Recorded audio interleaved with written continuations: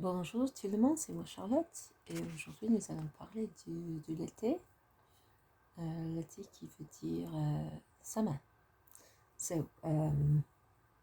Donc on va regarder 4 citations que j'ai trouvées sur l'été et on va voir leur version française et on va étudier le langage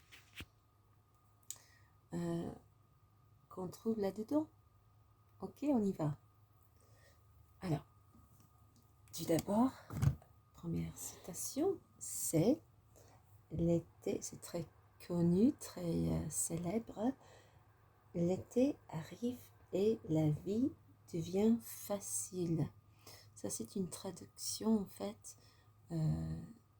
des paroles de la chanson Summertime de Ira Gershwin. Okay, everyone, so today we're looking at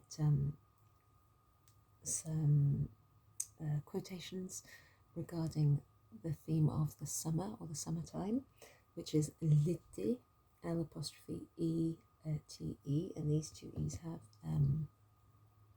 acute accents on them. And the first one is a very well-known translation of the lyrics from a song called Summertime by Ira Gershwin. Okay, so this is kind of, it's like the French translation. L'été arrive, summer arrives, summer is here basically, et la vie devient facile, and life becomes easy, or life gets easy. So in the English original, it's summertime and the living is easy. Summertime and the living is easy. Okay, so as with lots of translations, they don't always work word for word in the same way, but the sense is as close as possible to the original text. So l'été is the summer or the summertime, talking about the season, and in English it doesn't say summer has arrived, it's just sort of announcing summertime, but in French it's necessary to put in the verb arrive, so the summer is here, is arriving. Et la vie, and the living is easy. So la vie is life, living. It's kind of a more present way of referring to life. So it's like the way that you're living, the way of life, if you like. The actual experience. In English we might say living, but it's kind of a stylistic choice. Summertime and the living is easy. Even the word form in English, the choice of the word living as opposed to life, has this kind of easy, informal, laid-back sort of sense to it. So the choice of words kind of reflects the sense and the meaning of the song behind the lyrics in English. So l'été arrive et la vie devient facile. So we've got two verbs here. We have the verb arriver, which is to arrive.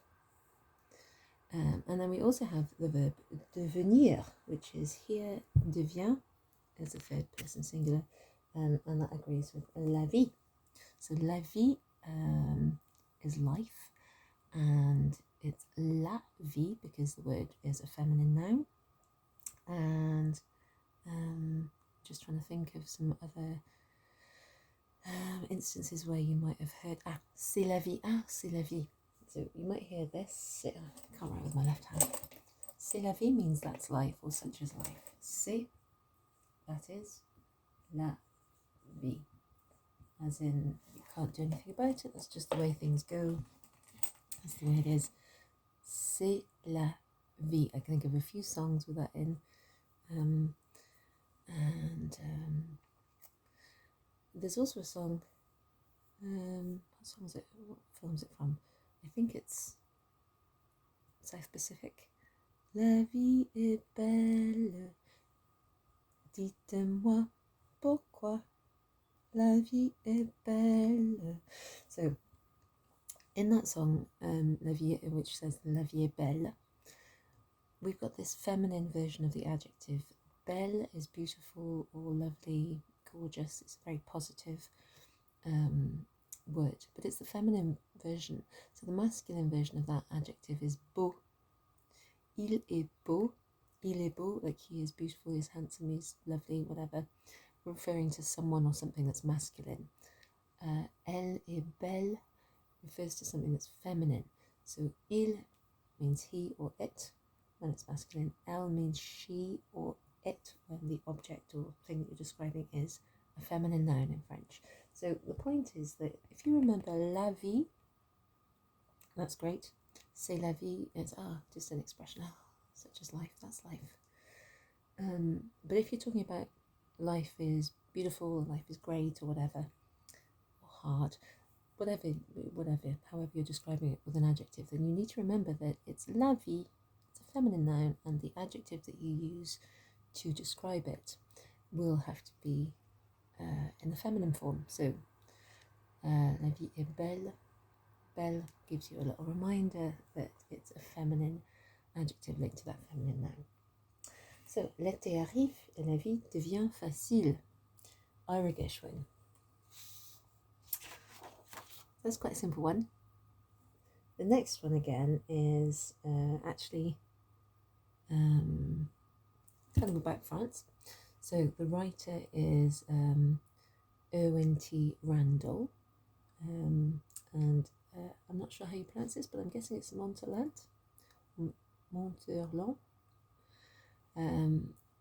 And this is the, sorry about the reflections, this is the citation, the quotation.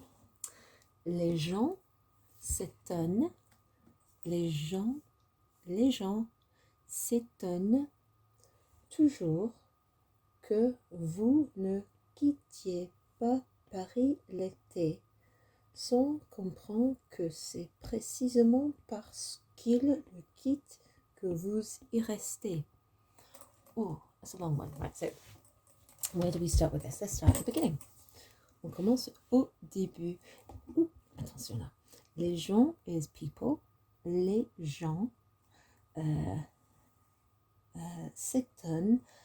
S'étonner. So this is a reflexive verb, but that's why there's an S apostrophe in front of it. It begins with a vowel, which is why there is an apostrophe between the se and the étonner. But it's a reflexive verb, so it's to be astonished. Basically, people are astonished. Étonner is to stun or to astonish. But it's a reflexive one. So people are astonished. Toujours, always. People are always astonished or shocked, if you like. Que, that means that. Que. Vous is you, plural, or vous in the formal singular. Ne quittiez pas Paris l'été. That you don't leave Paris. Quitter is the verb to leave somewhere, like to depart, to leave, but not to leave something. Laisser would be to like leave something somewhere, like to leave my keys in the house or in the car. I left my phone in my pocket. But quitter is to like to depart from somewhere. Les gens s'étonnent toujours que vous ne quittiez pas Paris l'été. So people are always stunned or astonished que vous ne quittiez pas Paris l'été, that you don't leave Paris in the summer. So instead of saying dans l'été, as you would in English, in the summer, in French you just say l'été. Par exemple, l'été, je vais en vacances en France. So in the summer I go on holiday in France. You don't need to say dans l'été. In order to place yourself within that season, that period of time, you just say l'été. It would be the same if you wanted. Well, you could say en hiver, in the winter, but l'été, and then the rest of the sentence places your whatever you're describing in that season in time. Okay, it's like if you're saying on Tuesday I'm going to France. Mardi je pars en France. Je vais en France mardi. Okay, so you don't need a preposition necessarily. En été, not necessarily. Okay, so just be aware of that. Les gens s'étonnent toujours que vous ne quittiez pas Paris. Just looking up a word over here just to check something. Paris is obviously Paris, French pronunciation of Paris. Oh yeah, you could say quit, I suppose. It does look like the word quit, doesn't it? Quitter, quitter. So a Q and a U is a que in French. Just like here, Q-U-E is que, and that's like a conjunction word. That. Vous ne quittiez pas.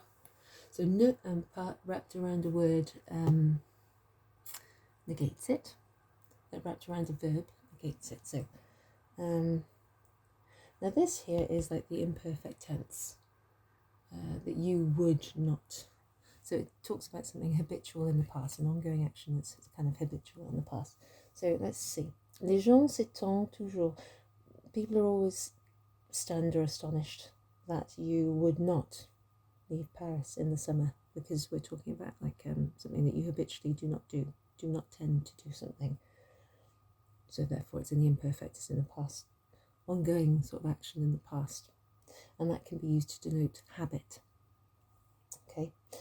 Sans comprendre, sans, S-A-N-S, and then the infinitive verb comprendre, or an infinitive verb, could be any. Sans comprendre means without knowing. So in English we would say without knowing, and we'd use the ing version of a verb. But in French they use sans, without, and then the infinitive version with the R-E at the end of this verb.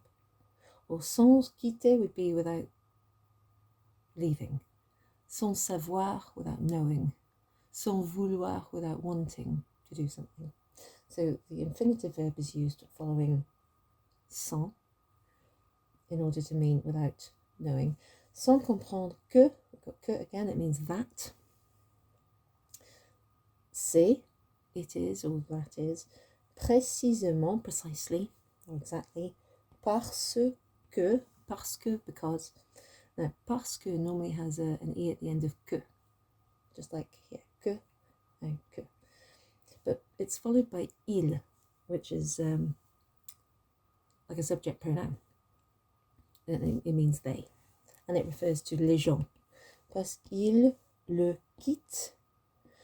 Right, let's go back to the beginning. Les gens, people, s'étonnent, are astonished, toujours, always astonished, que vous ne quittiez pas Paris, that you would not leave Paris, like depart from Paris, in the summertime, l'été, sans comprendre, without realizing, que c'est précisément parce qu'il le quitte, without really realizing that it's precisely because they leave it. Le here refers to Paris, okay, like leaving the place. Quitte, with an ENT at the end, means quitte is in the il, present tense il form, so they leave. It's precisely because parce they leave it, brackets, Paris, que vous y restez, that you, y refers to Paris, and it means there. Rester is to stay. So this is quite complex, but it's actually a really, really useful quotation, because it's got lots of little bits in there that you have to think about. So it changes subject from les gens, and then the verb that agrees with les gens, people, has ent at the end because it's in the third person singular. They, people, are astonished, or astonish themselves, if you like. Toujours, always, that. Vous, now this bit after vous is going to change to the vous form of the verb, so it's got an EZ at the end. Que vous ne quittiez pas, it's got a ne and a pas around it, which just means it's negative, that you do not leave, or you would not leave Paris. L'été, in the summer. Sans comprendre que, without realizing that. C'est, It is precisely, parce que, parce que truncates down to parce qu'il, because que plus followed by il is abbreviated down to parce qu'il, so it's easier to say, it's kind of a liaison.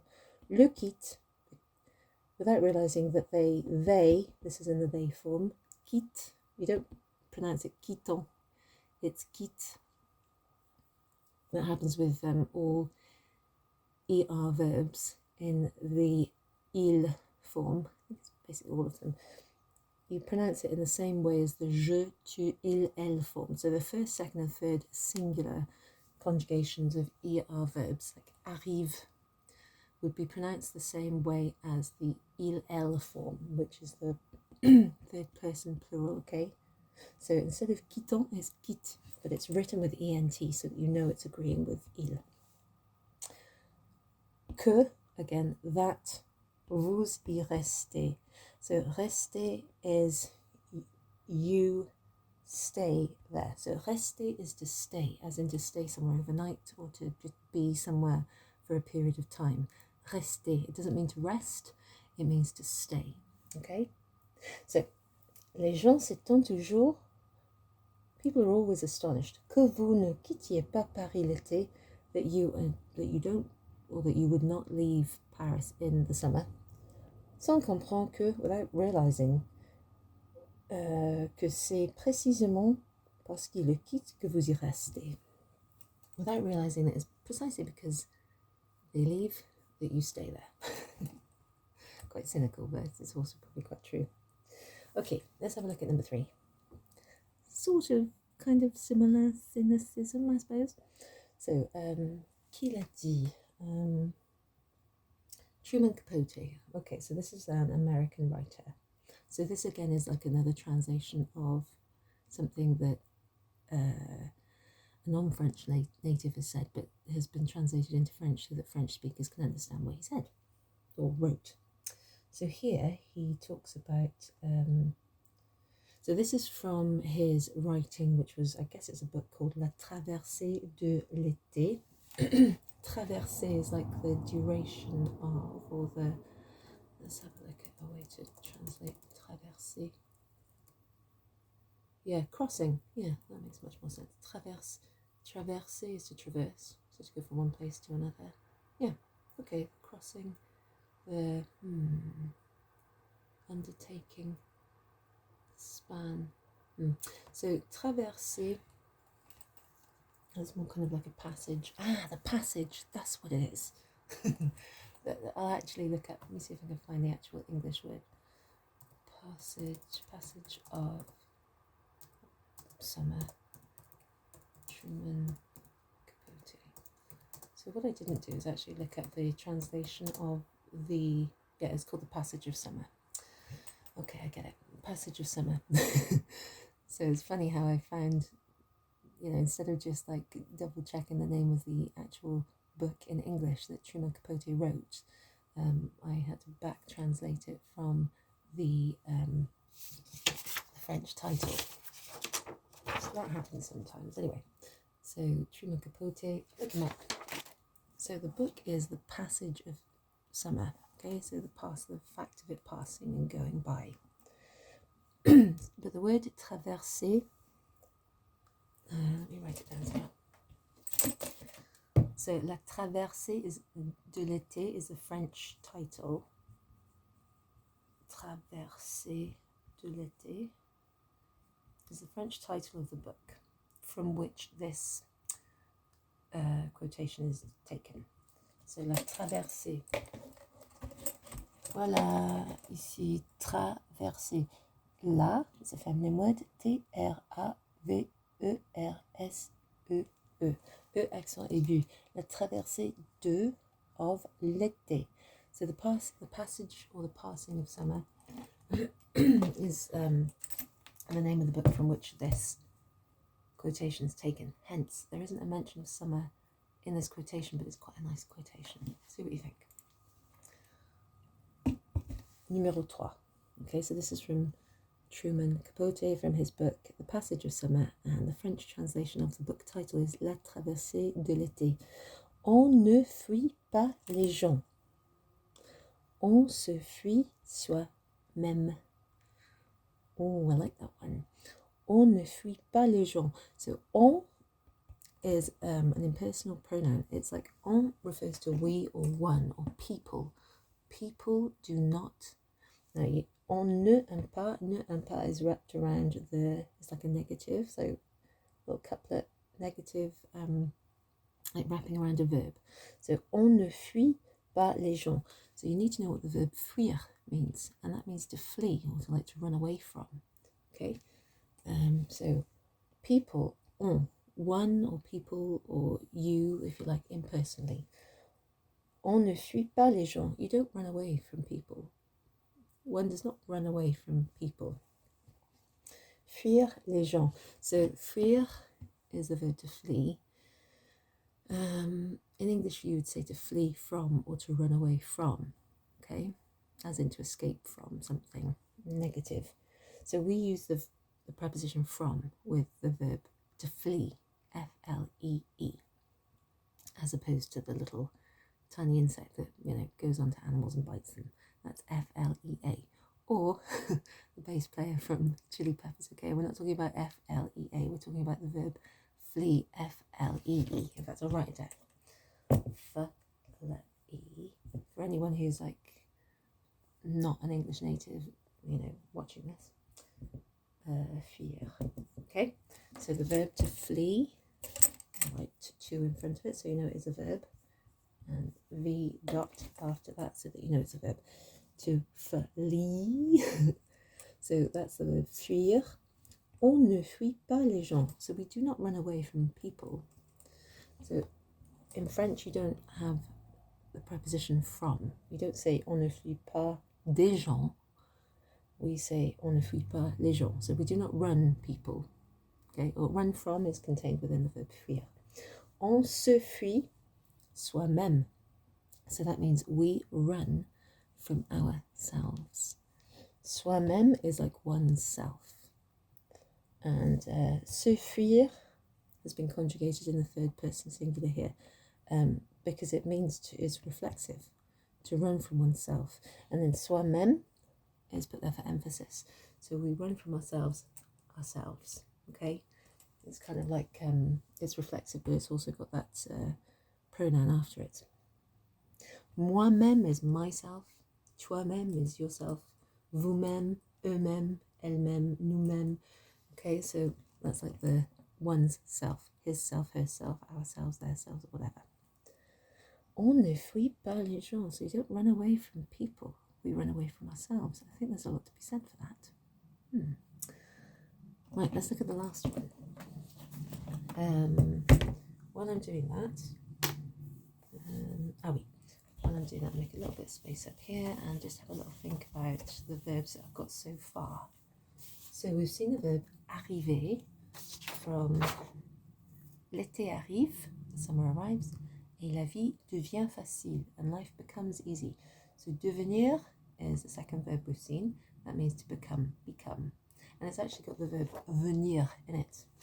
Let me show you on there, if you can see it. It's a little bit hard to see. Where is it? Ah oui, c'est difficile à voir. Arriver, devenir. I don't even know if we've got the verb être, because I took away one of the quotations to make the video a little bit shorter. So, we've also got s'étonner, which is to be astonished. And then we've got the verb quitter, which means to leave or depart from somewhere, or to quit, I suppose.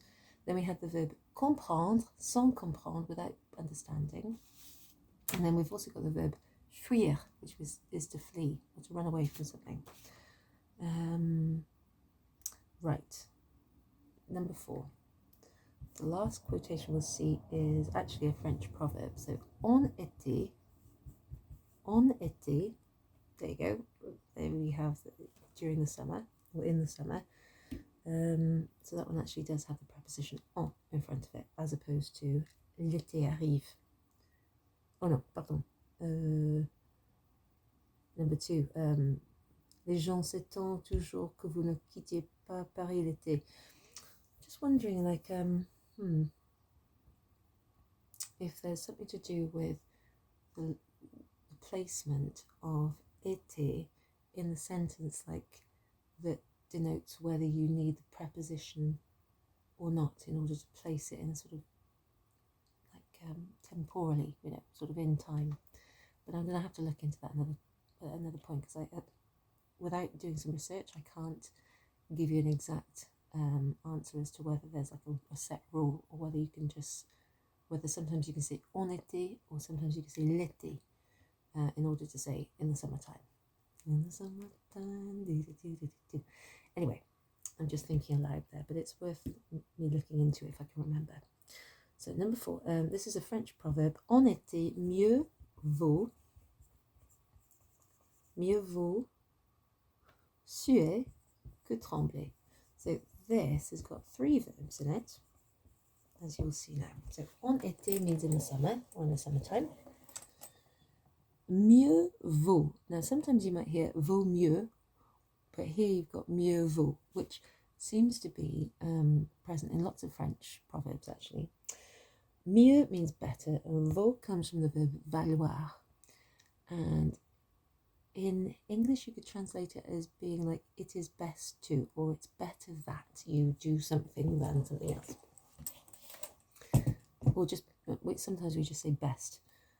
Best you leave now than leave later. Right? If you want to miss the traffic, best leave now. Better to leave now than later. So it is better that. It is better that / best that. Okay, so we've got mieux vaut, and the vaut comes from the verb valoir, which means to be worth. Okay, to be worth. It's worthwhile that you do something. It is better that, or it is more worthwhile that you do one thing than another. So this is like an idiomatic use of a verb, but it's in this proverb here. So this is something like idiomatic that people will say, and it's got like some other meaning which is slightly different from its literal meaning, okay? And we'll try and find an English kind of translation counterpart for it, if you like. En été, mieux vaut suer que trembler. So in the summer, it is best to, or it's better to, suer means to sweat, or to transpire, like, no, not to transpire, perspire, to sweat, to like sweat, perspiration from your pores. Que trembler. Que means than. So sometimes que can mean that, and sometimes que can translate into English as than. Okay, so here we have a comparison. It is better to do this, suer, to sweat, and to like go through something difficult. Que trembler. Trembler is to tremble or to shiver or to quiver, like that, okay? So there's like a negative connotation there. So it is better to sweat than to shiver or tremble. I think to tremble kind of denotes kind of fear. So it's better to work hard at something than to be in fear, right? Now, so we've got the verb vaut, which is conjugated in the third person, like it is worth more. It values more, if you like. Valoir is a bit similar to the verb value, but that's an idiomatic use in itself. Vaut mieux, followed by an infinitive verb. Suer is to sweat, and trembler is to tremble or to shiver. So let's think. So it's better. En été, vaut mieux suer que trembler. Now I did find somewhere, quelque part, pardon, une traduction. Ah oui. Okay, the idiom. So this is apparently the idiom. I've never heard this before, but this is like an English language idiom that corresponds to the vaut mieux suer que trembler. And I've seen this on various like websites like Wikipedia, crossidiomas.com, and various other ones.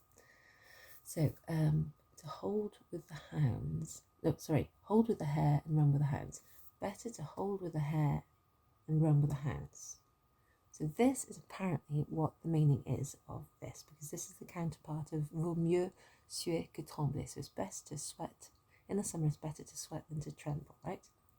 So it is to do with someone referring to someone who's trying to support two opposing sides at once without being seen as disloyal to either side or without being seen as taking sides. So it's a bit like trying to have your cake and eat it, and or that a person wants to be seen to please everyone without offending anyone.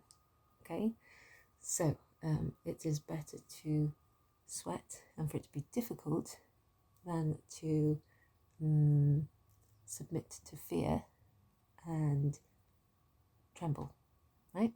So I don't know whether that's actually true, but the meaning comes from there. So vaut mieux en été, vaut mieux suer que trembler is basically saying that, you know, it's better to hold with the hare and run with the hounds, or it's better to try and keep everyone happy, okay, than actually sort of face a difficulty and offend someone.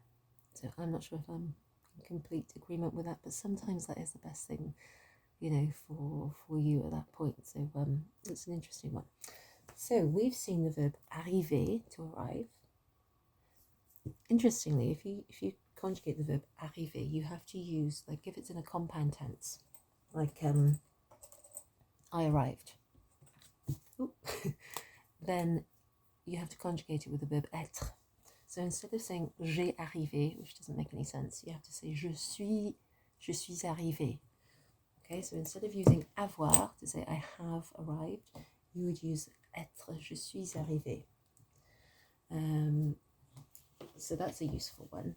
And then there's a few more verbs which are also conjugated with être because they're reflexive. And all reflexive verbs, when they're used in compound tenses that are made up of two verb parts, you have to use the verb être as well. So let's have a look. What was it?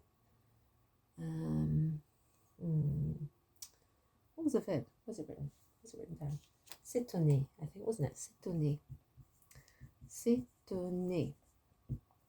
So I, let me see.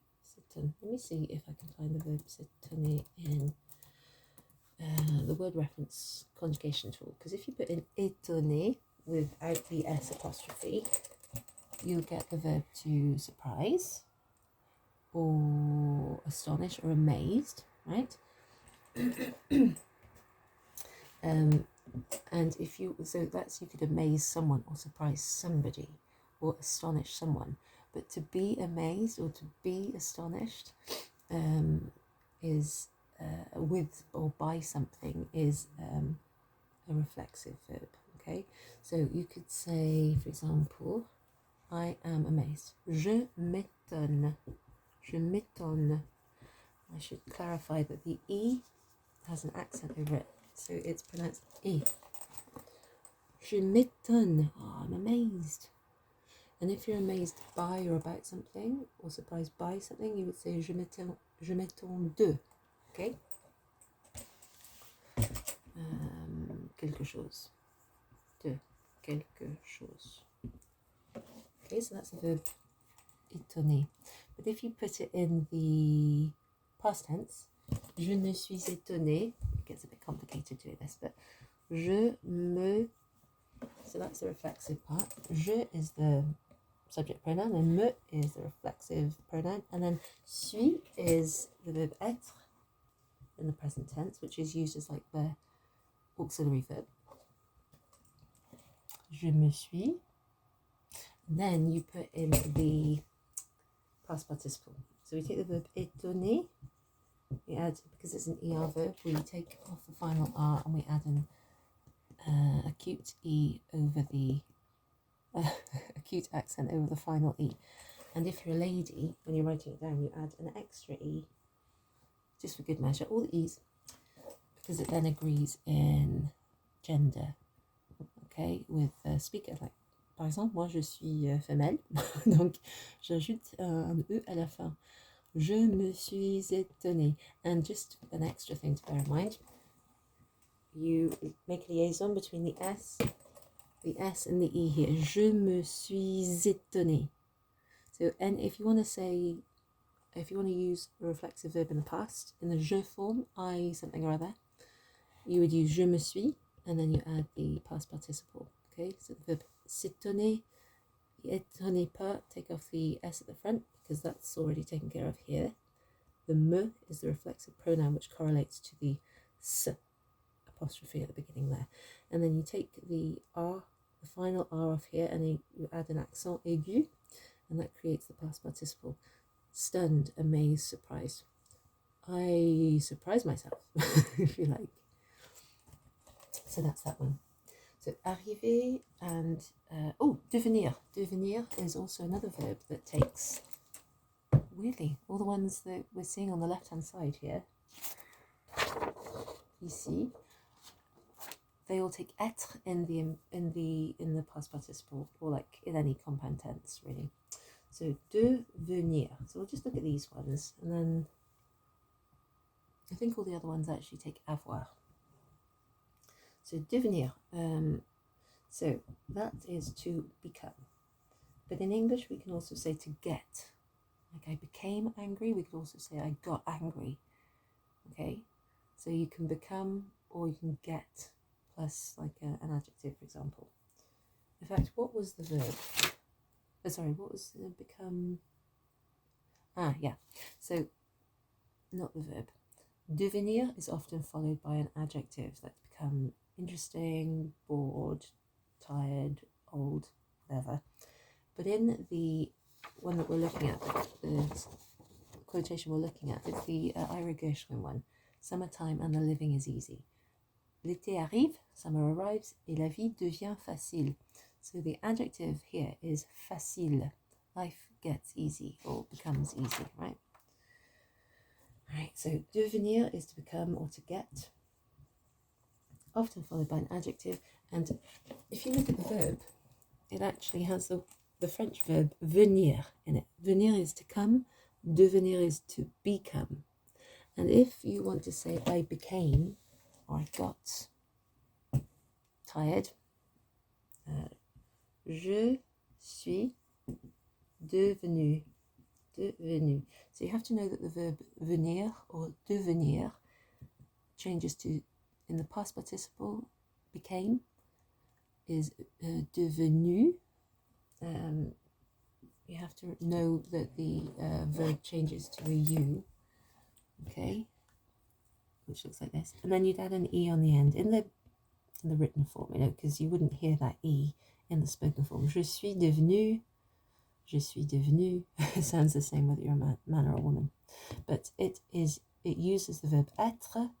Je suis instead of j'ai devenu. Not I have become, but I am become, if you like, if you want to back translate it literally into English. So devenir, s'étonner, and arriver, which was the first one. I'll just write that up here.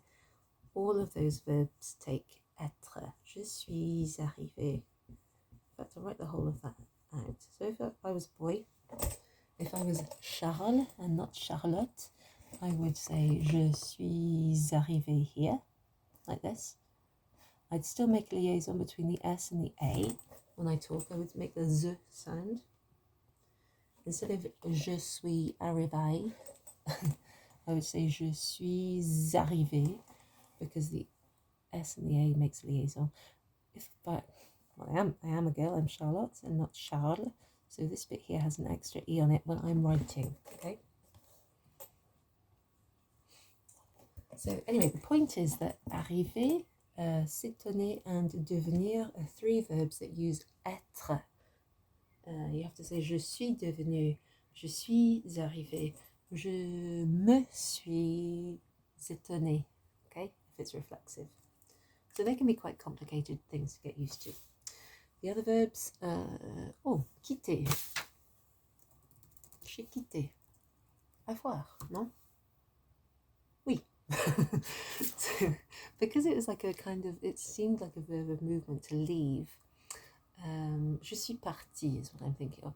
So there's there's this whole group of verbs which take être in compound tenses. So we've got things like venir, devenir, aller, arriver, partir, etc. And you can find all those verbs. They're verbs that take être in French. French verbs with être. Okay, if you want to look something up like that. But there's some which also, and they're generally like those verbs that take être, are generally verbs of like movement. But, and there's even a mnemonic, it's like Dr. and Mrs. Van der Tramp. Okay, have a look at that. Type in Van der Tramp, VANDERTRAMP. I'll try and put it in like the tag if I can remember for this when I eventually post the video. But those verbs take être. But the one, quitter, for example, sounds like a verb of movement because you go from one place to another when you depart. But actually it takes avoir. So you would say j'ai quitté.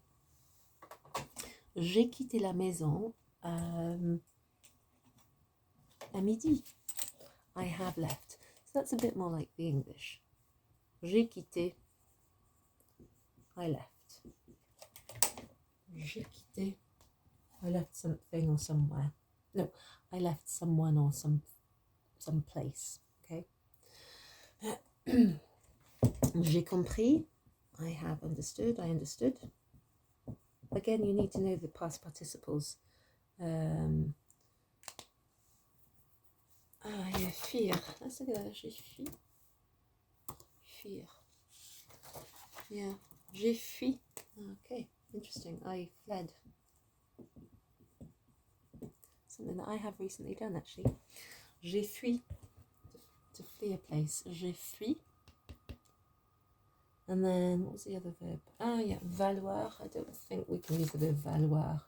Let's leave that for now. But trembler, that's easy enough. J'ai tremblé, I shook, or I trembled, or I shivered, or whatever. J'ai tremblé. So you take the ER verb, which looks like that. You put I have, j'ai.